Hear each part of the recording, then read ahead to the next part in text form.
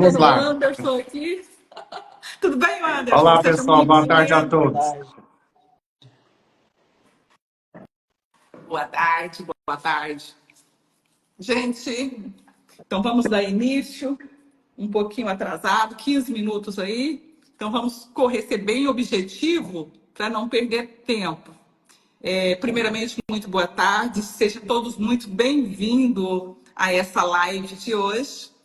Nós estamos aqui com o doutor Alexandre Limírio, tributarista, com o Anderson Pedrosa, contador, com o Gildo Franca, também contador. Ou seja, são assim uma galera de peso aqui hoje para tirar nossas dúvidas em relação à subvenção de investimento. Com o advento dessa lei 14.789, do dia 29 de dezembro de 2023, eu acredito que pegou aí muita gente assim desprevenido ou que não estava esperando, né, para uma mudança na tributação agora já de imediato em janeiro em relação aos benefícios fiscais e incentivos fiscais que nós temos aqui em Goiás, principalmente o Fomentar, Produzir e ProGoiás. Bom, a gente vai dividir aqui um tempinho. Parece que o doutor Alexandre caiu. Caiu, eles estão logando lá. Vamos começar. Tá, mas vamos dar sequência enquanto o doutor Alexandre entra. E, assim, para a gente ser bem objetivo aqui, eu quero agradecer primeiramente a presença de todos. Sejam todos muito bem-vindos. Nós vamos deixar aqui essa live gravada para aqueles que não conseguirem ficar até o final, mas vamos passar, então, a palavra agora para o Anderson Pedrosa, para que ele fale um pouco para nós sobre qual o impacto que tem essa lei, essa mudança na tributação em relação ao ICMS nosso aqui, que a gente está tão acostumados com os nossos incentivos, né? E agora, como fica, Alessandro? Oh, desculpa, Anderson Pedrosa. Eu estou tão assim, olhando a Alessandra ali, estou falando Alessandro.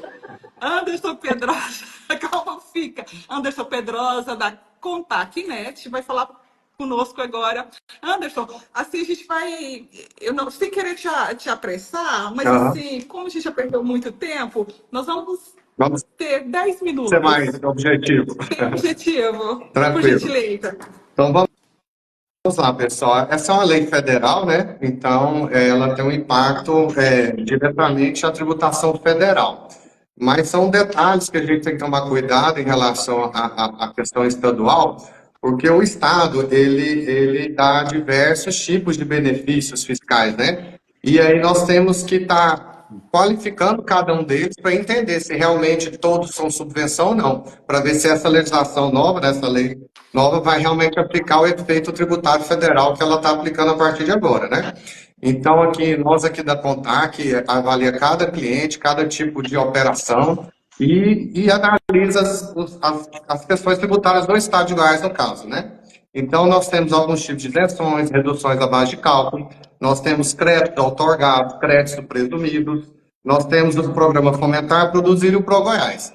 Então, são esses tipos de benefícios fiscais que você, junto com o seu contador, com o seu advogado tributarista, tem que analisar. Quais desses vão ser impactados ou não? São todos, não são? É aí que vem a inteligência tributária, né? Para você ter uma eficiência fiscal, para você não pagar o menor número de impostos possível dentro da legislação. Então, essa é uma análise que tem que ser feita conforme cada operação de cada cliente para ver. É tudo subvenção ou não? Então, eu não posso aqui afirmar, você entendeu? O impacto que vai ter em relação ao Estado em si, teoricamente nada, porque a legislação estadual não mudou em si. O que está mudando é a legislação federal em relação ao atendimento de subvenção ou não e o efeito tributário na área federal. Ficou claro? Perfeito, Anderson, perfeito. Realmente há essa dúvida aí, vai incidir sobre o quê? Vai impactar sobre o quê? É todos os benefícios, todos os incentivos ou não é? Né? Então, O pessoal está realmente Aí, mas é uma doido. tributação federal, porque a legislação estadual ela tem as alterações dela, mas a nossa pauta hoje aqui é a Lei 14.789, que é uma lei federal que foi publicada recentemente. Perfeito, Anderson. Perfeito, muito obrigada. Nós vamos passar a palavra agora para o contador Gildo Franca, para que ele fale um pouco também sobre essa mudança, perspectiva e o que nós temos aí que podemos aproveitar ou não em relação a essa Lei 14.789 de 2023. Boa. Obrigado de novo, Ivone, pelo convite. Boa tarde a todos. É uma lei que acho que ela trouxe algumas outras mudanças na legislação 2024, desde a medida provisória lá de 202, trouxe algumas alterações e acho que a subvenção foi uma das mais impactantes, né? O estado de Goiás, fazendo uma recapitulação, ele é um estado, digamos, como vários outros estados, mas é um estado que requer muitos benefícios fiscais, ele oferece muitos benefícios fiscais, né? Seja para fomentar as próprias empresas aqui e até trazer novas empresas para casa do estado de Goiás, né? Temos aí alguns benefícios que são bem antigos, que são feitos através de atos concessivos, alguns através de TARE, assim como o próprio Produzir, o Pro Goiás, o Fomentar. Então, se for fazer uma recapitulação, eu gosto de fazer sempre essa cronologia para a gente entender a subvenção de onde começou, né? Então, se você pegar ela desde o convênio 190, a lei complementar 160, onde ela trouxe o que era subvenção de fato. Então, na época ali, eu falo que quem chegou primeiro pegou a limpa, né? Muitas empresas que tínhamos benefícios fiscais, nós estamos falando de redução da base de cálculo, próprio artigo 8º, crédito otorgado, artigo 11, entre os benefícios que o Estado concede. Então, tudo isso era considerado subvenção e tinha a contrapartida na época de apenas fazer a reserva legal, a subvenção era excluída da base de cálculo do imposto de renda, a gente tinha que fazer a reserva legal, não poderia, sim, distribuir os lucros. Acho que foi um período das vacas gordas, digamos assim, onde as empresas aproveitaram os benefícios fiscais. O benefício fiscal era muito bom, porque, se pensar, eu tinha uma redução diretamente da minha base de cálculo do imposto de renda, né? Os contadores que estão de plantão sabem muito bem como é que funciona o LALUR.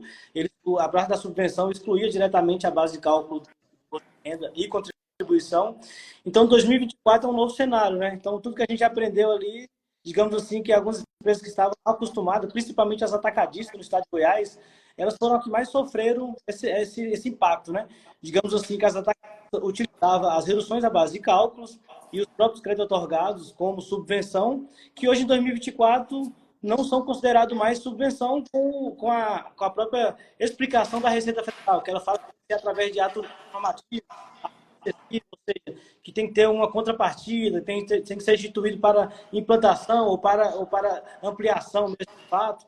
Então, isso dificultou um pouco muito até o entendimento de diversos contribuintes, né? A maioria dos contribuintes, eu sigo um lado bem conservador, porém, é lógico que eu quero que aumente o faturamento, o lucro, principalmente dos nossos clientes, e a gente tem que buscar alternativas. Então, digamos que o cenário, a partir de 2024, é um pouco mais complexo. Para ser bem conservador, e é lógico que, seguindo a lei à risca, nós estamos falando hoje que, de fato, a subvenção acabou, porém, o que fica ainda? São quem tem ato concessivo e ato normativo, basicamente quem tem o TARES, que são de acordos, quem tem projetos que tem contrapartida, como eu falei anteriormente, de ampliação ou de expansão. Então, falamos de Produzir, Pro Goiás e o Fomentar. Tem o Logo Produzir também, que é nossas exportadoras, mas esses são, acho que faz, digamos, líquido e certo, né? Porém, nem tudo são flores. Mais uma vez, a Receita Federal ela permaneceu, falou, não, beleza, isso sim é subvenção, porém colocou alguns empecilhos. Alguns empecilhos como, eu não posso fazer a subvenção para o que eu fazia antigamente, que era para deduzir diretamente na base de cálculo do imposto de renda e no contribuições. São dois tributos que andam juntos, duas contribuições que andam juntos, porém agora a subvenção se aplica apenas para o imposto de renda, o percentual de 15% e o adicional de 25%, e isso agora vai ser como crédito, não mais anteriormente lançado na base de cálculo, né, excluindo a base de cálculo no LALUR. Um outro ponto que é bastante discutível, se você pegar a própria lei do PIS/COFINS, a 10.833, ela falava anteriormente lá que não encaixaria como receitas as subvenções para investimentos. A própria 10.833 trazia esse texto negando que não era considerada uma receita para a tributação do PIS/COFINS. Porque você imagina que essas subvenções é consideradas receitas, e essas receitas, a Receita Federal entendia que reduz a base de cálculo do PIS/COFINS, do imposto de renda, agora permanece o mesmo entendimento, porém apenas para o imposto de renda. O que ela trouxe mais fala que empecilho, dificultando um pouco da carga tributária mais uma vez, essas subvenções elas são consideradas agora como receitas. Então, até na própria escrituração do SPED fiscal, não tem campo próprio ainda. Eu imagino que quem tem conhecimento no SPED possivelmente vai lançar ali no F100, que é considerado outras receitas. Então, o que você hoje tem de subvenção, além de você perder os 9% que, digamos que antes era 34%, hoje somente 25%. Além disso, você vai pagar o PIS/COFINS sobre um percentual de 9,25%, né? É óbvio e normal que a gente está falando apenas de empresas do lucro real. Então, essas empresas do lucro real deverão, a partir de agora, uma vez que ela encaixa esses benefícios como subvenção, elas deverão tributar o PIS/COFINS. Mais um ponto mais uma vez, a Receita Federal ela foi democrática, digamos assim. Ela falou, não, beleza, pede quem quer, quem tem direito, e eu vou analisar. Então, aí ela sugeriu, não tem também formulário próprio, não tem formulário específico, o pedido de habilitação de crédito, né? É normal, aqui no escritório nós fazemos muita habilitação de crédito, principalmente oriundo de PIS e COFINS, é normal esse processo, e a gente entende que é o mesmo raciocínio para fazer a habilitação de crédito que nós fazíamos anteriormente no PIS e COFINS. Então, você vai fazer o pedido da habilitação do crédito, e aí sim a Receita Federal vai analisar se isso é subvenção ou não. Para melhorar um pouco, ela foi um pouco boazinha, digamos assim, que ela deu um prazo de 30 dias, onde em 30 dias, se não houver manifestação da Receita Federal, a gente temos uma homologação tácita. Nesse período, quando ela fala isso, nesse momento onde a Receita fala que eu pedindo habilitação, chegando no prazo de 30 dias, não obtendo resposta, ela dá uma homologação tácita, então a gente poderíamos nos utilizar. Como eu falei, nesse período aparecem muitas empresas que têm um perfil mais arrojados e possam encarar que tudo é subvenção, uma vez que a Receita Federal deixa essa brecha, entre aspas, que 30 dias, em caso de não manifestação, você pode utilizar esse benefício da subvenção utilizando como homologação tácita. Porém, no próprio artigo 4º, lá, ela fala que, beleza, uma vez que você pediu, ela vai liberar. Posteriormente, ela vai analisar o seu pedido de habilitação, indeferindo ou não. Uma outra dúvida que deixa nessa legislação em momento algum, a lei 14.189 e a esta normativa 2.170, ela não fala também, uma vez que a Receita Federal glosar, ou seja, indeferir o processo de habilitação, ela não fala que tem que retroagir, não. Ela fala que a partir do momento que você pediu a habilitação, 30 dias depois, você tem o direito de utilizar isso como subvenção. Porém, em determinado tempo, se a Receita Federal for analisar essa habilitação e indeferir, não fica claro se vai indeferir do momento do meu pedido de habilitação ou a partir do momento que ela indeferir. Eu entendo que é a partir do momento que ela indeferir. Ótimo. Então, tem muitas outras coisas para a gente conversar, dá para ter assunto mais. Mas... Ótimo, muito obrigada. Gildo Franca, da Lobby Consultoria, muito obrigada. Pessoal, nós vamos deixar um tempinho para que façam pergunta no final da live, viu? Para tirar, se alguém tiver alguma pergunta a ser realizada, eu peço que já vai formulando aí a sua pergunta e já passa com o nome da pessoa na frente. A pergunta direcionada a quem, por gentileza. Então, assim, para a gente ser mais objetivo aqui na nossa live e conseguir responder o máximo possível. Já temos perguntas aqui. Já tem perguntas, né? Não, perfeito. Mas vamos primeiro aqui agora, então, passar a palavra para o nosso mestre, doutor Alexandre Limírio. Doutor Alexandre, a perspectiva de arrecadação do governo federal é de 35 bilhões em 2024, com essa mudança na legislação.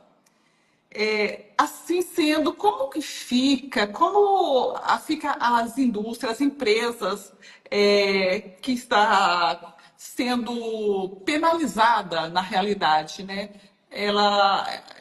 Todos aí tá vendo assim, não estava esperando por isso, está sendo foi algo assim inesperado. E quando a gente observa 35 bilhões, a expectativa de arrecadação é um número assim assustador. Tem alguma coisa que a empresa, tem algo que as indústrias, que as empresas podem buscar, podem fazer para tentar redimir aí um pouco esse desfalque? Olha, Ivone, a gente vai começar uma nova onda de brigas ferozes. Porque deixa eu dar primeiro boa tarde, né, ao querido Anderson, a Ivone, né, e eu me falo aqui, Gildo, não tive o prazer de conhecê-lo ainda, Gildo, prazer. Ivone, quando o pessoal está perguntando e conversando, até faço essa pergunta para todos vocês, muitos não estão tendo noção do aumento de carga tributária. Esses 35 bilhões vai sair do bolso das empresas. Ah, mas como assim que vai sair do bolso das empresas? Bem, primeiro ponto, vamos pegar aqueles benefícios fiscais de redução de base de cálculo e de isenção. Esses são benefícios que a gente chama endógenos. Ele simplesmente deixou de ser equiparado à lei à antiga subvenção de investimento. Então ele volta para a realidade dele. Qual é o efeito dele? Se eu tinha que pagar uma carga de 17 e tem uma redução de base de cálculo para equivalente a uma carga de 10, eu vou ter menos despesa de imposto de renda, de contribuição social, desculpa, eu vou ter menos despesa de ICMS. E esse menor despesa de ICMS... Só um minutinho. Não sei se você está na mesma sala que a Ivone, fala que o pessoal está reclamando do áudio. Acho que deve estar... Se está na mesma sala, tem que desligar um dos microfones. Não. Eu não estou. Será? Tá em outra cliente? Estou em Não outra. tá legal, o pessoal está reclamando. Não está legal, não. Deixa eu ver, às vezes é o fone. Deixa eu tirar o fone aqui. Isso. Tira o fone. Vê se ficou melhor. Melhorou? Melhorou. Vamos lá. Então vamos lá. Então antes, você tinha um efeito de, contabilmente, por conta desse dispositivo legal, você reconhecia o ICMS numa carga cheia, com um custo, e jogava ficticiamente uma receita de subvenção para esses benefícios de isenção, redução de base de cálculo, alíquota diferenciada, menor, né? Agora isso acabou, essa lei revogou isso. Então, de cara, esse grupo vai ter conjunto de imposto de renda e de contribuição. Por quê? Porque essa jogadinha não vai mais existir e você vai contabilizar agora o seu ICMS efetivamente pelo valor desembolsado. Né? Então, o que acontece? São menos despesas e custos e com isso você vai ter mais renda do seu imposto de renda e sua contribuição vai aumentar. Bem, agora, e para aqueles outros, como é o caso da pergunta da Ivone aí, de indústrias, né, que possuem aqueles benefícios que a gente chama exógenos, ou seja, que são de fora. Como assim de fora? Eu tenho a minha apuração de ICMS lá, só que aí a legislação, igual para o Goiás, me dá um crédito outorgado para eu pegar e jogar na minha apuração. Então, contabilmente, entra ali como uma receita separada da apuração da obrigação do ICMS. Aí, o produzir, o que acontece? Você vai pegar o seu saldo devedor de ICMS, vai financiar e depois lá na frente vai ter um desconto. Ou seja, é um benefício tributário fora do âmbito da obrigação. Você tem a obrigação de pagar o ICMS, mas vai acontecer um plus, uma coisa lá na frente, que contabilmente vai ser refletido como uma receita, mas vai matar essa dívida. Você também vai estar nesse campo que, além de revogar as disposições antigas, a lei agora vem com tudo falando, eu vou tributar também o seu ganho de ICMS. Tributar como? Com imposto de renda, com contribuição social, com PIS, com COFINS. Pessoal, isso é um valor muito elevado. Se você tiver um lucro, você pode chegar a uma carga tributária igual o Gildo falou aí, né, de 34%. E de PIS e COFINS ainda tem uma discussão, né? Vai ser 9,25 ou então uma receita financeira, né? Eu acho que é uma receita financeira, mas tem gente que defende que vai ser 9,25. Se for uma receita financeira, somando as duas, é 38,65%. Pessoal, o governo federal vai levar quase 40% do benefício que você está tendo no ProGoiás, no Produzir. E se eu tiver como presumido, meus amigos, a Receita Federal, antes de vir a Lei Complementar 160, ela já tinha soluções de consulta, e se vocês quiserem anotar uma, eu passo para vocês, 438 de 2017, falando, olha, crédito presumido, se você está no lucro presumido, você tem que tributar. Como que você vai tributar? O lucro presumido, nas receitas operacionais, entram na base de presunção, né? 8%.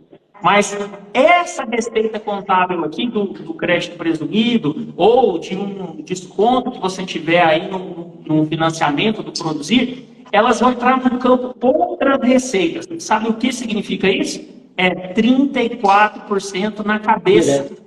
Então, se você está no presumido, tributação de 34%. Se você está no lucro real, tributação de 38,65%, dependendo se você está operando positivamente, não está tendo prejuízo. Então, Ivone, alguma dúvida que nós temos aí um problemão para o pessoal e agora fica claro de onde vai sair esses 38 bilhões? Então, algo realmente preocupante. Agora, o que mais preocupa, Ivone? O que as empresas podem buscar fazer? Esse é um aumento sem disposição específica na lei. Como assim? A lei não está sendo clara, tipo assim, eu vou aumentar o seu tributo. Não. Ela simplesmente tirou essa equiparação das subvenções às subvenções de investimento. E nós vamos voltar ao problema que começou lá em 2007. Qual o problema? Mudança das regras contábeis, onde a subvenção deixou de ser tratada como uma reserva de capital, que é algo que entra fora da apuração do resultado da empresa e passou a compor o resultado. Por quê? O TPC 07 diz, ó, se imposto é custo, a subvenção também tem que passar pelo resultado. Esse é o raciocínio. Tá, tudo bem. Se ficasse aí, tudo bem. O problema é que o imposto de renda, para chegar no lucro real, você parte do lucro líquido. Se o lucro líquido da subvenção é uma receita, a subvenção passou a ser tributada por imposto de renda e contribuição social. E mais, uma outra mexidinha, né? Que é essa lei nova, a 14.000, eu troco o número dela toda hora aí, me ajuda aí. 14.789. A 14.789 revogou o dispositivo que estava na lei do PIS e da COFINS, falando que a subvenção de investimento não estava sujeita à tributação do PIS e COFINS. Então pronto, está armado o circo. O governo está dando esse crédito de 25%, não vai fazer nem cosquinha. Imagina só você pagar quase 40%, apresentar um crédito de 25%, e atenção, amigos, 25% associados às despesas com bens de capitais. Pega um Pro Goiás, pega um Produzir. O que da subvenção você está gastando com investimento em bens de capital? Com certeza é um valor bem menor. Então, esse 25% não vai dar nada. Você vai ter um aumento de carga econômica. Aí, o que as empresas podem fazer, Ivone? Nós vamos voltar aqui a uma discussão que estava congelada, mas estava sendo armada antes da modificação pela Lei 12.973, lá em 2014. Qual é essa discussão? Ela passa por identificar o que é a subvenção tipo Pro Goiás, tipo Fomentar, tipo Produzir. O que é isso? Isso não é, pessoal, uma receita em termos jurídicos. Isso é o que se chama de transferência patrimonial. O Estado tem o ICMS dele na mão do empresário. Não é verdade? Não é não, Anderson? Quando você vende lá o produto, na nota fiscal o ICMS não está dentro do preço? Aquele valor que o STF, quando excluiu o ICMS da base de cálculo do PIS e COFINS, isso não é receita. Isso é só um valor que transita no caixa da empresa e ela tem que passar para o governo. Esse é o raciocínio. Quando o Estado fala que esse valor que transita no caixa, Ivone, deveria ser recolhido pelo governo, não vai mais ser recolhido, por quê? Porque ela te dá um crédito presumido para você pegar e pagar menos, porque ela financia lá com uma agência de fomento e depois você vai ter um desconto. Ele está simplesmente fazendo o quê? Ele está abrindo mão de receber aquele valor e renunciando essa receita tributária para o empresário. Então é uma receita? Sim, uma receita do Estado, que ele renunciou para o empresário. Para o empresário é o quê? É uma transferência patrimonial. É um patrimônio que ele recebe para colocar na atividade dele e aí sim obter renda. Então, pessoal, resumindo aqui, Ivone, para ser bem direto, nós podemos questionar imposto de renda, contribuição social, PIS e COFINS. Por quê? Porque não é renda. Renda é um acréscimo que vem do patrimônio da pessoa. Quando ela recebe um patrimônio por parte de alguém, isso não é renda, isso é transferência patrimonial. Vou dar um exemplo para você entender aqui. Pensa numa pessoa que faleceu. Ela pega o patrimônio dela e transfere para os herdeiros. Esse patrimônio vai estar sujeito ao imposto de renda? Não vai estar. Se tiver transferência pelo mesmo valor que está declarado aqui na pessoa que faleceu e para a pessoa que vai receber, não tem imposto de renda. Por que não tem? Porque o imposto é sobre a renda, o acréscimo, e não sobre o patrimônio. Qual que é o imposto que incide nesse caso? O imposto sobre doações. Então, não é bedelho da União, ela não pode tributar isso aí. Muito bem. E também não pode tributar nem por PIS e nem por COFINS. Por quê? Porque a base jurídica para tributar por PIS e COFINS é a receita própria da empresa. Quando a empresa tem uma receita própria? Quando ela pega esse patrimônio que ela tem e ela faz atividades extraprestacionais, ou ela pega e aplica esse patrimônio para obter alguma receita financeira. Então, o patrimônio dela recebendo um ingresso financeiro, gerando um ingresso financeiro definitivo, isso é receita dela. Agora, ela pegar e receber um patrimônio fechadinho que o Estado passou para a mão dela, isso não é receita própria. O STF disse, mais de uma vez, PIS e COFINS, para ser tributado, tem que ter receita nova, receita própria da empresa. Isso não é receita da empresa. A empresa está exercendo atividade operacional para receber isso? Não. Ela está aplicando o patrimônio dela para fazer isso? Não. Isso é renúncia que o Estado está passando para ela. Então, assim, a gente tem um campo bem largo para poder discutir isso e, infelizmente, essa jogada que o governo fez, através de uma medida provisória e de forma assodada, convertendo isso em lei, bem no meio do recesso, né, perto do recesso parlamentar, foi uma jogada precipitada, vai trazer uma insegurança jurídica muito grande, coloca uma faca no pescoço dos empresários. Isso não é renda, isso não é receita, isso desequilibra o pacto federativo. Por quê? Porque, por exemplo, o Estado de Goiás está abrindo mão de um valor que ele quer injetar na economia e a União quer levar de 34% a 40%. Então, esse é o dilema, viu, Ivone? Perfeito, doutor Alexandre Limírio. Doutor Alexandre Limírio, da Limírio, Saliba e Lobo, advogado. Gente, eu quero aproveitar a oportunidade e pedir para vocês aí, quem não está seguindo aí a Imase, comece a seguir o Instagram da Imase, nossas redes sociais aí, por favor, que a gente vai começar a colocar algumas informações também em relação a essas mudanças, essas alterações.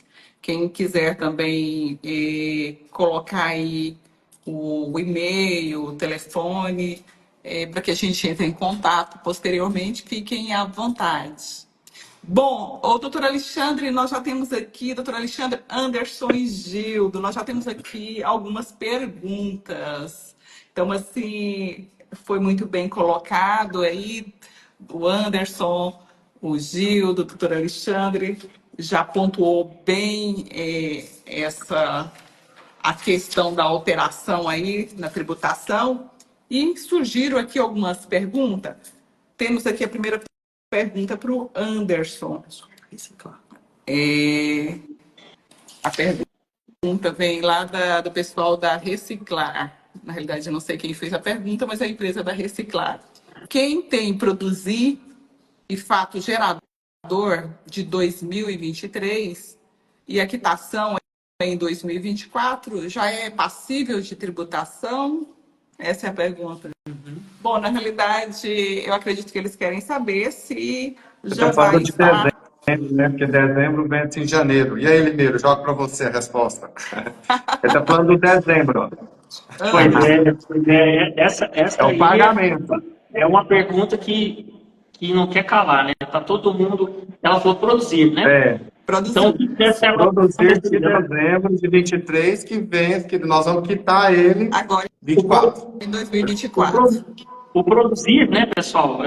Todos aqui são craques nisso, né? Mas só para relembrar, para puxar a resposta. o produzir, você troca a obrigação tributária de pagar o ICMS por uma obrigação financeira, que é o financiamento lá dos 73%. O acerto de conta desses 73%, né, se dá após uma auditoria que tem uma carência de 12 meses para realizar. Então, essa situação que ela deve estar falando, né, olha, eu estou tomando ali, estou financiando ICMS, né, em 2023, Mas a provavelmente agora é posterior. em 24 vai ser a auditoria de quitação, e aí, quando sair essa quitação, como é que fica a tributação? Bem, quando que ocorre a subvenção do produzido? É quando você tem um desconto. Quando você tem um desconto, você tem a obrigação, e a obrigação ela é baixada, isso aí, contabilmente, é uma receita. Essa receita que quer ser acompanhada aí por PIS, COFINS, Imposto de Renda e Contribuição. Qual é o regime contábil? Regime da competência, né? E a competência diz que quando a situação estiver consolidada, é o momento de oferecer a tributação. Então, numa primeira resposta, a tributação deve ser oferecida quando, pelo regime de competência, juridicamente está constituída a subvenção, que é quando sai a quitação. Mas nós já estamos sendo consultados por muitas pessoas, porque falam, poxa, eu não estava preparado para isso, né? Essa subvenção, eu não ponho esse dinheiro no bolso, não está ali na conta, né? Eu simplesmente vai lá e paga. Nós já estamos com o preço errado, né? Exato. Nós estamos estudando uma forma de tratar através de notas explicativas no balanço contábil. Inclusive, até troquei ideia com o pessoal da sua equipe hoje, Anderson, o pessoal entrou em contato, né? E creio que nós, em breve, teremos um produto para oferecer essa solução jurídica para as empresas. Tipo, o empresário tem que entender. Para não reconhecer essa receita agora em 24 totalmente.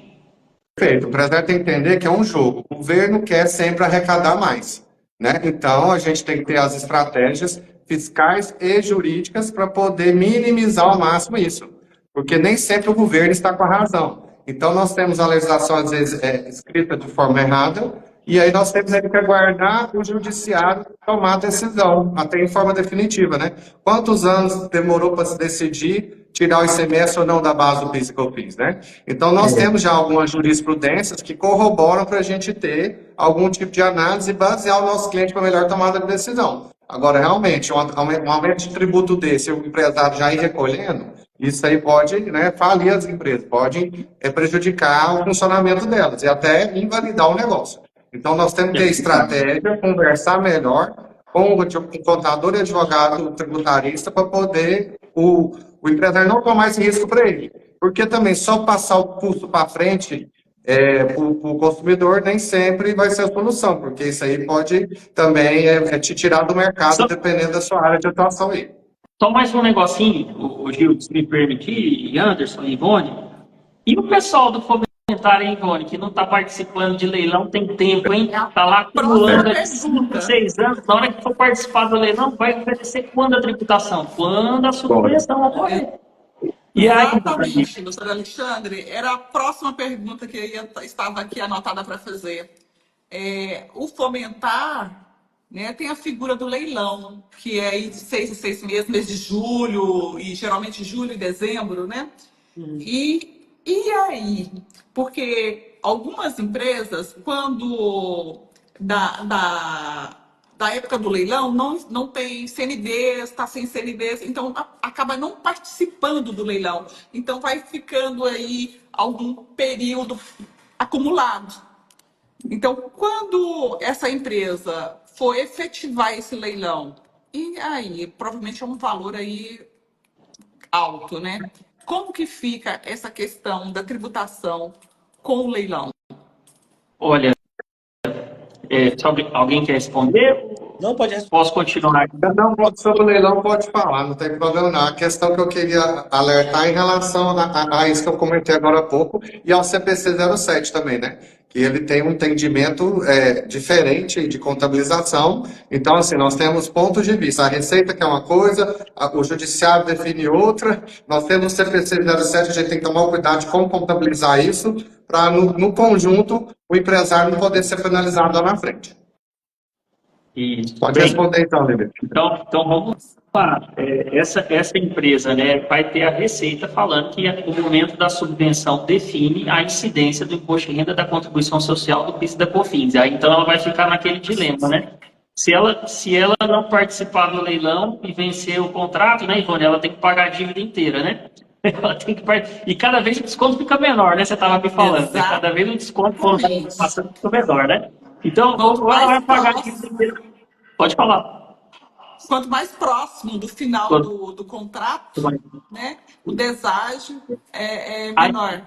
Aí ela vai ficar entre a cruz e a espada, porque ou vai esperar, não, vamos ver o que vai acontecer, e de repente fica lá para o final e o desconto dela já não vai ser tão bom, vai pagar uma dívida bem mais alta para o estado de Goiás, e aí não vai ter tributação de imposto de renda, contribuição, PIS, COFINS, ou senão ela vai tentar ganhar o benefício agora no leilão. Aí na hora que tem o leilão, vem a Receita falando, opa, mas essa é subvenção, me dá aqui meus 40%. Ou seja, o caldo está instalado, tem que ter estratégia. Agora sim, o que nós temos que buscar? Empresa do Fomentar. Nós temos que avaliar esse cenário, principalmente agora nos próximos meses, para ver se essa lei realmente vai se consolidar, se ela não vai ser revogada.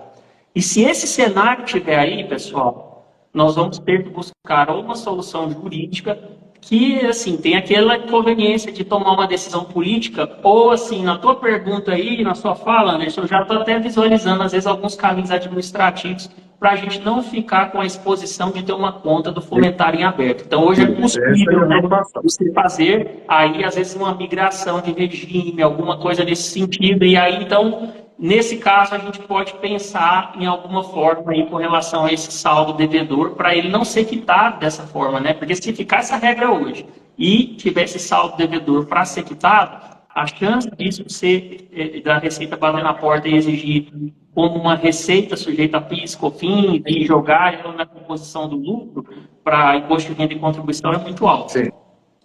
Doutor Alexandre Limério, se eu habilitar para a tomada de crédito dos 25%, estarei renunciando o direito de discutir o imposto de renda, a contribuição e PIS e COFINS? Futuramente, né? Isso é uma boa... É verdade. Não, eu falei... Pode falar, pode responder. É uma pergunta que alguns clientes já começaram a fazer isso, né? Alguns clientes são um pouco mais conservador e vai querer habilitar, mas depois entrar com ação judicial, né? Essa é uma pergunta mesmo que foge um pouco da alçada administrativa e vai para o jurídico, né? É até bom... pessoal. Olha só, eu estou vendo, sabe, muitas pessoas fazendo a conta de 25% em cima da subvenção. Não é 25% em cima da subvenção. Direto não. Vou pegar um exemplo aqui para vocês. Vamos pegar o Pro Goiás. Ivone, no Pro Goiás, quantos por cento eu tenho que fazer de investimento? 15. Então, olha só. Você vai ganhar um crédito otorgado lá, 64. Vai ter que pagar 38,25. Beleza? De imposto de renda, contribuição, PIS e COFINS. 43,5. Para poder... Ele está falando só receita financeira. 38,65 na conta aqui, que é o 34 mais 4,65, considerando receita financeira. Agora, se pegar o outro, né? Agora, aí vamos lá. Aí faz a conta aqui comigo. Então, você vai ter que pagar 40%, vamos para 40%, para ficar no meio termo, né, Gil? Vou pagar 40%. Para tentar ganhar o quê? 25% de 15%. Quanto que é 25% de 15%? Faz a conta aí. 3,5%? É isso? Se eu não estou enganado? Eu estou enganando a conta aqui. 3,5. 3,5. Então, olha só. Você vai querer mesmo habilitar nesse regime? Porque lá diz, a lei diz, né? O artigo 8º, inciso 2, diz assim, ó, na apuração do crédito fiscal, somente poderão ser computadas as receitas, inciso 2, que tenham sido computadas na base de cálculo do imposto de renda e da contribuição social sobre o lucro líquido. Revogou a isenção de PIS e COFINS, então você vai topar mesmo pagar quase 40% para poder ganhar 3,5%? Quem que vai querer fazer essa habilitação? Eu não estou vendo a conta para mim não está fechando. Então, tem essa situação. que economicamente seria um checkmate para você fazer a habilitação. Mas aí tem também a outra questão que está nessa lei aqui, que vai aparecer daqui a alguns dias. O governo provavelmente vai fazer o terror, vai falar assim, ó, vou tributar para trás aí essas subvenções, papapá, embora tenha decisão, né, do STJ, né, do Pacto Federativo, né, e aí vai balançar algumas pessoas. Aí o governo vai soltar a transação, que está aqui, ó, a partir do artigo 13, né, da Lei 14.789. Nessa transação, diz ali que a adesão à transação implica que você aceita o regime novo. Ou seja, que você, em tese, está abrindo mão, né, da discussão antiga. A gente tem que olhar muito bem essa situação, porque muitas pessoas estão com liminares, né? Essa liminar antes de imposto de isenção e de base de cálculo reduzida morreu, porque a situação aqui mudou, o artigo 30 caiu, né?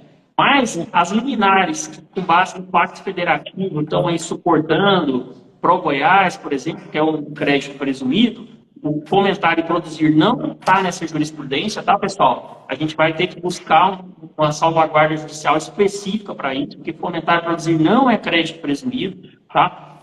Esse pessoal tem que ter uma cautela, tá? No comportamento que ele vai tomar aqui adiante, para não caracterizar aí uma renúncia de direito, principalmente se for querer, de alguma forma, participar dessa transação que pode vir a ser colocada aí na mesa pelo governo nos próximos dias, porque tem a previsão legal. Então, aí, nesse caso, tem que estar atento, tá? Agora, então, só voltando, moral da história, muito cuidado na habilitação, porque aqui diz que para você tomar o crédito de 25% sobre aquela base pequenininha, que é efetivamente que você aplicou sobre o bem de capital, você tem que sujeitar a receita de subvenção ao imposto de renda e contribuição.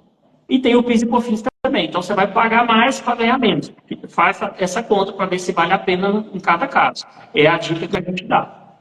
Doutor, você colocou num ponto aí que poucas pessoas tinham falado, viu? Justamente o que eu pagava, o que eu ia acreditar sobre os 25% ou não. E de fato, a pessoa esquece do investimento que é considerado subvenção, né? Essa conta, às vezes, não fecha. Acho que é interessante quem for de fato optar por essa habilitação, que eu também discordo, acho que vai vir uma alteração querendo ou não, aumenta a carga tributária o dobro, né? Vai ser quase o triplo em algumas operações. Então, minha pergunta é até para a mesma formação de preço. Como que alguns empresários, se for de fato fazer a habilitação, que mais uma vez eu sou contra, mas tem que colocar isso na sua formação de preço, né?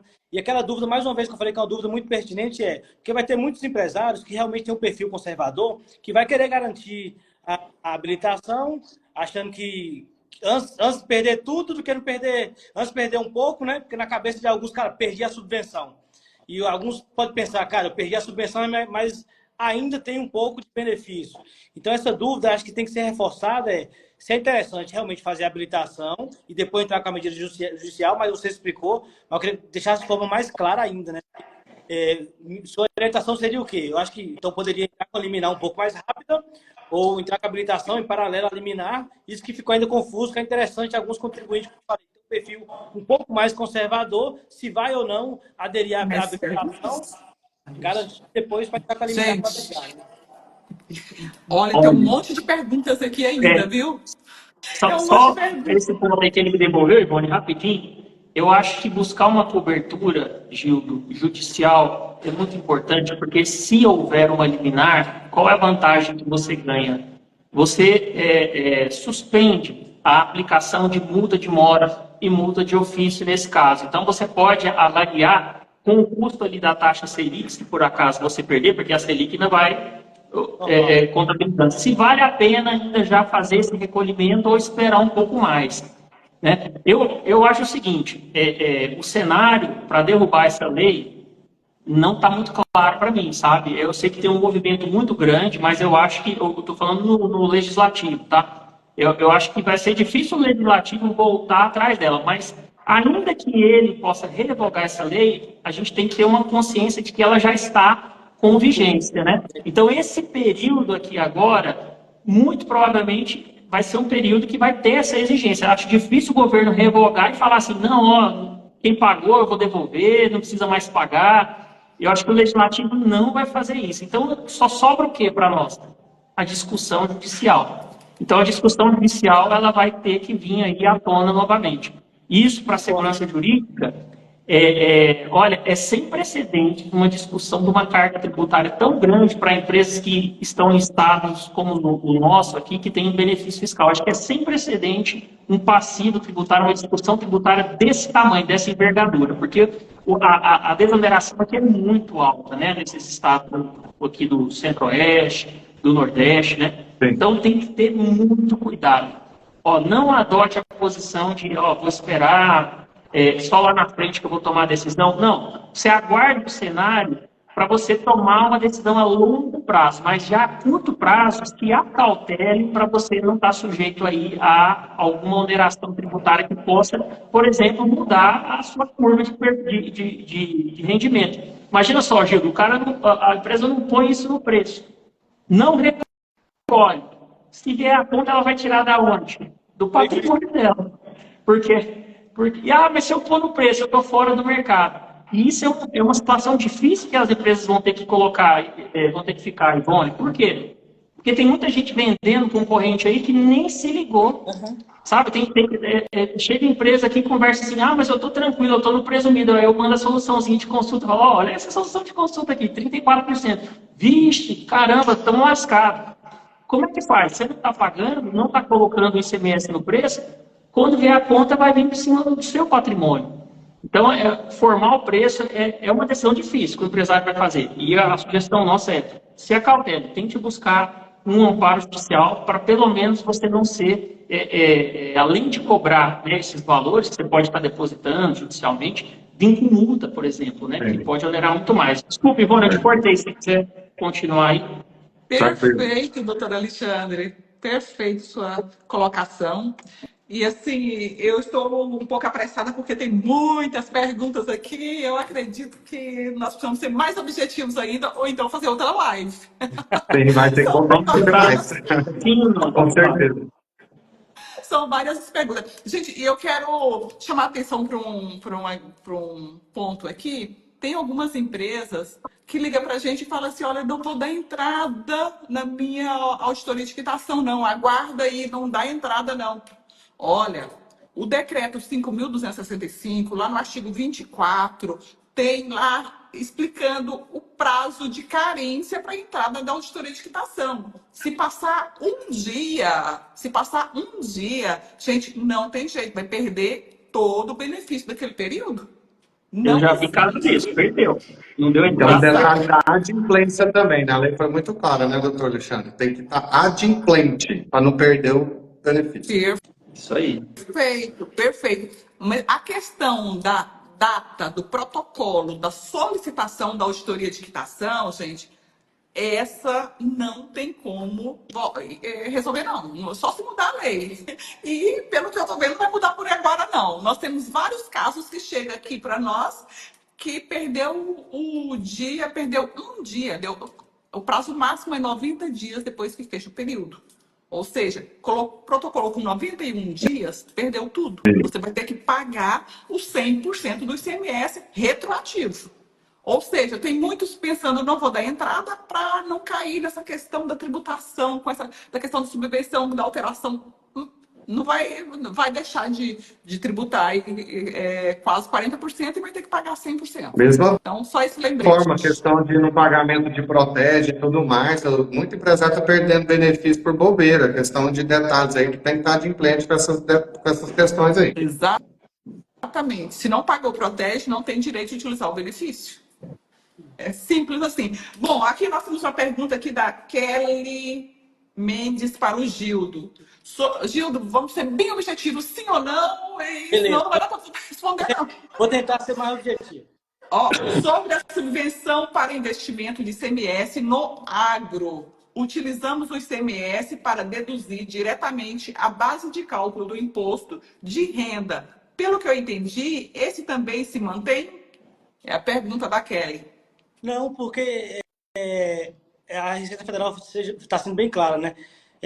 Você pode até não contribuir também, doutor, mas eu penso que se não for benefício oriundo para implantação e que não seja feito por ato concessivo ou ato normativo, não se encaixa como subvenção, né?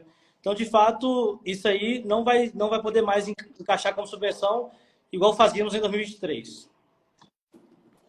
Beleza, Agora, obrigada. a área de benefício deve ser isenção, uma coisa assim, né? Provavelmente, Esses benefícios. o convênio 197, provavelmente é o do convênio 197. É. Beleza. A outra pergunta vai para o Anderson Pedrosa. A pergunta é do Adriano Borges. Anderson, hoje o crédito outorgado do Estado de Goiás deixou de ser reconhecido como subvenção a ser excluído no LALUR. Esse crédito, em tese, também possa habilitar? Então, aí são alguns detalhes que nós estamos discutindo a possibilidade para poder não ter essa tributação ainda. Então, nós estamos vendo como nós vamos lidar com isso para poder mitimizar. Mas a questão é que teria sim que tributar. Mas nós estamos vendo um limite, né, Limir? Algumas questões aí para poder sair disso. Vamos ver o que a gente consegue, alguma questão jurídica aí para poder se resguardar. Mas por enquanto, sim, né, Limir? Ivone, só para esse ponto do crédito otorgado, que é um ponto que tem que chamar a atenção, porque geralmente fala que alguns estados, por exemplo, alguns tributaristas e alguns contadores, colegas meus, estão falando que vão manter o crédito otorgado como subvenção, doutor, porque eles falam que a Receita Federal não pode ter o pacto federativo. O que você acha sobre isso? Eu concordo que o crédito otorgado tem que manter, é uma dúvida que eu tenho ainda, mas eu sou bem receoso também. Eu falei, eu sou um pouco conservador, mas eu tento analisar todos os lados, né? Mas, geralmente, de fato, pode ferir o... Pois é. O Pacto Federativo, pessoal, é uma situação que está na Constituição. E essa decisão, que não é uma decisão que acoberta todo mundo, mas só quem entrou na Justiça, esse precedente do STJ, ele pro IPI, foi né? dado... Oi? É para o IPI, negócio de exportação, né? Exportação, quer dizer? Não, eu estou querendo dizer outro, Anderson. Esse do Pacto Federativo é uma decisão que o STJ deu, eu não lembro se foi 16 ou 14, não lembro da decisão. Só que o STJ, ele não dá a última palavra de matéria constitucional. Então, a bola ficou para o STF. Então, às vezes o pessoal está assim, mas o STJ já decidiu, deu a última palavra. Pessoal, a situação vai cair no STJ. Querem exemplos? Vou dar um exemplo aqui para vocês. Como aumentou... Acho que o pessoal nem vai lembrar disso aí. Mas lá no ano de 2000, quando aumentou a alíquota do PIS, da COFINS para 3, o pessoal começou a entrar no judiciário e falar: olha, não podia aumentar a lei complementar. O STJ foi lá e deu uma decisão desse jeito. Aí todo mundo ganha. Aí foi lá o STF, voltou atrás. Todo mundo se lascou. Desculpa a palavra. A mais recente, é um exemplo recente, Fundo Rural. Lembra, Anderson? No Fundo Rural, todo mundo entrou pacificado, STJ. Aí foi o Supremo lá, falou, não, é constitucional. Fizeram até um PRT para poder pagar os produtores rurais. Então, essa situação, ela está do mesmo jeito. Como assim? O STJ deu a palavra, o STF ia julgar. Por coincidência, Ivone, eu lembro que foi até no dia que a gente fez uma live sobre o Pro Goiás. O Pro Goiás está chegando aí e tal. Aí eu peguei e falei assim, saiu a notícia que o STF julgou que não está sujeito a ser tributado por PIS e COFINS o crédito presumido. O que os ministros fizeram? Pediram destaque, vai levar o julgamento no colegiado ao vivo, porque tinha sido julgamento pelo plenário virtual, e vai começar tudo de novo. Sim. E já trocou um monte de ministro. A insegurança jurídica é muito grande. Né? Doutor, pois é, então, como é que eu agiria, o Gildo? Olha, eu usaria liminar, mas eu ficaria precavido, eu provisionaria, eu não embarcaria nessa. Porque não necessariamente recolher, você entendeu? Mas ter essa reserva. O que o empresário tem que saber é o seguinte, ele não pode contar com esse dinheiro para a operação dele, entendeu? Ele tem que passar esse custo para frente, o negócio tem que girar sem contar com esse dinheiro. Porque se ele ficar contando com isso e se perder lá na frente, ele vai ter que tirar de algum lugar. Então, essa estratégia que o empresário tem que ter. É boa, doutor, porque a gente também tem a decisão do STJ, eu estou ciente, e muitos empresários e contadores estão se apegando a ela, né? Fala, cara, eu posso usar porque não pode ferir o ato. Tem gente que nem entrou, né, Gil? Tem gente que nem entrou na justiça. Ó, o STJ decidiu. Então, já vou parar de fazer esse recolhimento sobre esses valores. Muito cuidado. Beleza, temos uma outra pergunta aqui. Tem mais 3 perguntas, mas vamos aqui. Da reciclação. Nossa! Tchan, tchan, tchan. Cadê? Tá cheio de perguntas. Douglas Nishida. Crédito otorgado pro Goiás tem características diferentes do presumido, mas para fins de decisão do STF de abril de 2023, podemos considerar como similares, doutor Alexandre? A decisão do STJ, né, de abril de 2023. Eu esqueci o nome da pessoa que perguntou, mas essa é de abril de 2023. Nishida. Douglas, essa de abril de 2023 do STJ foi a que julgou o artigo 30 da 12.973, que é aquele que equiparava qualquer benefício do ICMS a uma subvenção de investimento. Por que a gente não fala mais dessa situação hoje? Porque esse artigo 30 foi revogado pela Lei 14.789. Então, é uma regra que não existe mais. Essa discussão ela vai continuar ainda, mas pegando fatos de dezembro para trás. Agora, a gente tem uma nova ordem legal colocada, que é a da 14.789. E o que sobrou? Sobrou só aquela discussão das transferências de capitais. Esses benefícios, né, de redução de base de cálculo, de isenção, vão ser contabilizados pelo líquido. Vai dar um efeito de imposto de renda e contribuição? Vai, porque menos despesa, aumenta o imposto de renda e contribuição, porque aumenta a base, aumenta o lucro. Agora, o que sobra ainda para a gente estar discutindo? As transferências patrimoniais que ocorrem nesses benefícios fiscais de natureza positiva. Como assim positiva? Que geram na contabilização uma receita. E é o caso, por exemplo, do Pro Goiás, é o caso do Fomentar, é o caso do Produzir, né? Esses ainda cabem uma discussão. Então, muito cuidado na interpretação. A decisão do STJ que eu estava falando é aquela de crédito presumido lá de trás, né? Posição que não é repetitivo, ou seja, não tem efeito obrigatório, é um precedente muito importante, mas não tem efeito obrigatório. E o Anderson até levantou uma bola aí que é interessante. O STF, com relação a créditos presumidos de IPI, agora no final do ano, diz que é receita. Será que ele vai seguir a mesma linha para o crédito presumido de ICMS? Né? Então um detalhe aqui, para a gente ser mais técnico, né? Crédito presumido e crédito otorgado, porque ele fez até essa diferenciação. Né? A gente tem a diferença. O que é o crédito presumido? Normalmente o crédito presumido eu esqueço da apuração de ICMS, eu contabilizo esse crédito e joga em cima do débito e recalculo. Crédito otorgado, não, ele é um plus, eu ainda continuo aproveitando de alguma forma crédito das operações anteriores e me outorga mais um pouquinho ali que eu vou encaixar na minha coluna de créditos na apuração do CMS. Só para ficar clara essa diferença. Perfeito. A Edna da Reciclar para o doutor Alexandre. Gostaria de que o doutor Alexandre explicasse melhor a base de cálculo para obter o crédito dos 25% junto à Receita e se os investimentos já efetivados de forma financiada, podemos aproveitar as parcelas que estão vencendo para deduzir a base de cálculo da tributação. Ok, uma pergunta bem técnica, né?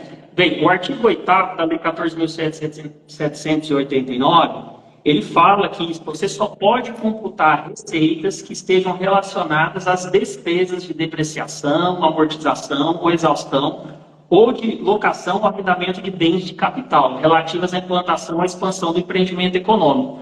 Então, se por acaso você tiver aqui correlacionando receitas que estão sendo geradas depois da habilitação, mas vinculadas a essa depreciação, aí contabilmente, vocês me ajudem aí, os contadores, esse tipo de lançamento. Aí eu entendo que encaixa aqui no artigo 8º, nesta hipótese, tá? Agora, se, por exemplo, você já fez um investimento lá atrás, né? E esse investimento já está totalmente depreciado, né?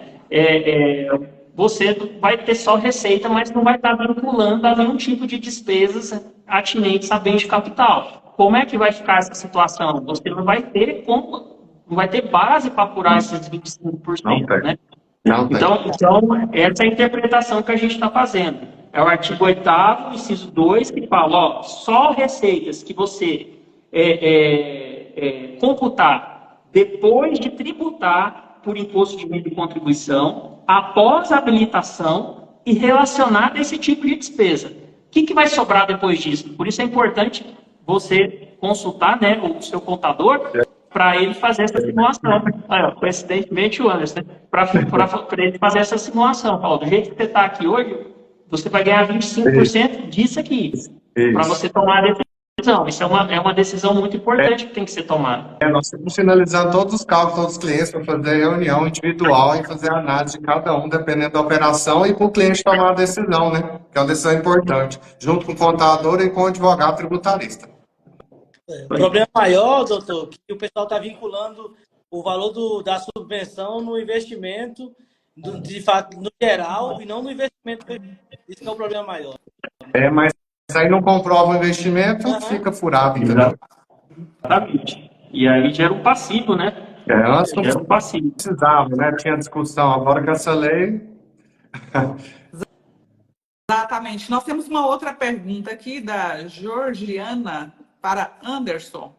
Mensalmente já deixamos de recolher esse valor financiado. Esse valor já deve ser reconhecido como receita ou somente na quitação? A Georgiana não falou já foi respondido. Para Goiás ou se é do produzir. Cada um conforme a sua quitação efetiva, né? Para respeitar o regime de competência e ter a comprovação correta, né? Perfeito. Perfeito, obrigada. Anderson. É porque tem algum pessoal que vai entrar no meio da live. Acho que a minha internet está um pouco ruim aí, vocês estão me vendo? Tá, mas eu sugiro, né, fazer uma análise dentro de cada caso particular, Jordana, para ver se não é possível fazer o reconhecimento, pelo menos de parte dessa receita do ano passado, no ano passado mesmo, para não pegar o regime da lei nova. Então, isso depende de cada caso. E a gente está aqui aprofundando, estudando, né, todo mundo, para a gente tentar oferecer essa alternativa para que vocês, pelo menos, ou seja, lidem com esse problema daqui para frente, né, Anderson? Não deixar pagar uma conta lá atrás. Porque o pessoal pode até falar assim, mas isso aí está retroagindo. Não está retroagindo, sabe por quê? Porque a lei nova, a vigência dela já está, desde o começo do ano aqui, ela já está vigente completamente, com anterioridade, publicado no ano anterior. E a quitação, ela vem depois, ou seja, a lei já está vigendo, a quitação é depois. Então não há retroatividade. A retroatividade seria se a gente estivesse falando de uma quitação lá do ano passado, que vai ser aumentado o tributo. Como a quitação está acontecendo agora, o fato é posterior. É porque não houve o desembolso, né? Isso. Vai acontecer agora. O desembolso, isso, a quitação. Bom, a live está chegando ao final.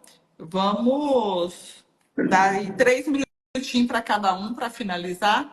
Anderson, você... Inicio sem problema. Gente, obrigado aí pela participação. Muitas perguntas, mas eu acho que tem que ser analisado cada caso, junto com o seu contador, com o advogado, porque assim, a insegurança jurídica é muito grande, tá? Por exemplo, de repente você já tem que mexer no seu preço, e nem sempre é possível, né? Então, vamos aí, estamos à disposição, a equipe da Contacnet, para estar auxiliando vocês, né, nessa questão aí, tá bom? Obrigado aí, grande abraço a todos. Obrigada, Anderson Pedrosa. Doutor Alexandre Limir. Vamos lá. Olha, da nossa conversa, o que fica? Número 1, procure o contador para ver quanto esse 25% vai dar. Número 2, procure seu contador para ver a tributação de imposto de renda, contribuição social, PIS e COFINS que você vai ter, para você dimensionar isso na sua formação de preço. Número 3, busque alternativas com segurança. Não saia acreditando que a decisão do STJ já deu ganho de causa para os contribuintes. Não, não deu. Preste atenção, inclusive, se o seu benefício se adequa a essa decisão do STJ. Porque aquele artigo 30 da Lei 2.973, que jogava tudo no mesmo balaio, todos os benefícios de ICMS, independentemente se era de reduzir a obrigação de pagar, ou se era crédito outorgado, ou financiamento, esse artigo não existe mais. Ele foi revogado. Então, siga esses 3 passos e tome a sua decisão. Busque alternativas jurídicas, administrativas, para reduzir a sua exposição. Observe o seu preço, informação, para você não ser pego no futuro com um passivo que você vai ter que desmontar o patrimônio que você constituiu nos últimos anos. Perfeito. Muito obrigada, doutor Alexandre Limírio. O Gildo Franca voltou. Gildo havia caído. Ô, Gildo, Foi. 3 minutinhos para finalizar. Boa, Você está com a palavra. Boa, obrigado primeiramente pelo convite, Ivone, e pela contribuição aí do Anso, do doutor Alexandre, muito bom mesmo. Acho que é um tema muito novo, como a gente falou, tem só 45 dias praticamente, né, dessa legislação, então ainda tem muita coisa ainda a ser discutida, tem muitos posicionamentos que ainda precisam ser esclarecidos. Acho que, de fato, é interessante observar cada perfil de cada empresário. Tem empresário, como a gente falou, é um pouco mais arrojado, tem uns que são um pouco mais conservadores. Eu sigo muito no conceito da personalização. Eu vou personalizar cada atendimento e de cada cliente a gente tem uma proposta diferente para fazer, né? Estou aqui à disposição, caso quem precise de mais alguma dúvida, precise de alguns esclarecimentos. Faltou ainda diversos pontos para a gente conversar, Ivone. Até um ponto que eu citei com você, das próprias atacadistas, que de fato elas perderam os benefícios, como é que vai fazer. O doutor Alexandre possivelmente já deve ter algumas teses aí. Eu quero trabalhar junto, atacadistas, principalmente, acho que foi uma das mais afetadas, foram as atacadistas no estado de Goiás, as indústrias em si, que têm os benefícios produzidos para fomentar e para Goiás. Acho que tem que, de fato, além de procurar essas alternativas, rever sua formação de preço. Eu bato muito na formação de preço, que de fato onde é que você vai realizar seu lucro, ver o que tem de benefícios fiscais, para assim você aplicar na sua margem, no seu produto, né? Obrigado, Ivone, obrigado a todos. Espero ter contribuído aí um pouquinho com o nosso conhecimento. Estou à disposição, caso precise de mais alguma coisa.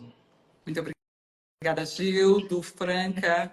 Bom, pessoal, então agradeço a todos pela participação, agradeço aí a participação especial do Anderson Pedrosa, da Contacnet, do Gildo Franca, da Lobby Consultoria, doutor Alexandre Limírio, da Limírio Lobo, Saliba e Lobo Advocacia. Muito obrigada a todos pela participação. Nós pedimos desculpa porque não conseguimos, realmente não vai dar para responder todas as perguntas aqui colocadas, mas na bio do nosso Instagram tá aí nosso telefone, nosso e-mail, nosso contato. Então, entre em contato se precisar de alguma informação, de alguma reunião. Nós estamos aqui prontos para atender. Temos parceiros, somos parceiros, temos aqui uma equipe pronta para atendê-los, ok? Está aí nosso contato. E gratidão, muito obrigada a todos. E vamos falando, de repente a gente combina de fazer outra live daqui a uns dias, quando sair novidades, né? Doutor Alexandre, Anderson, Isso Gildo. aí. Vai ser um prazer. Obrigado pelo convite. Tá? Muito obrigada a todos pela contribuição. Gratidão.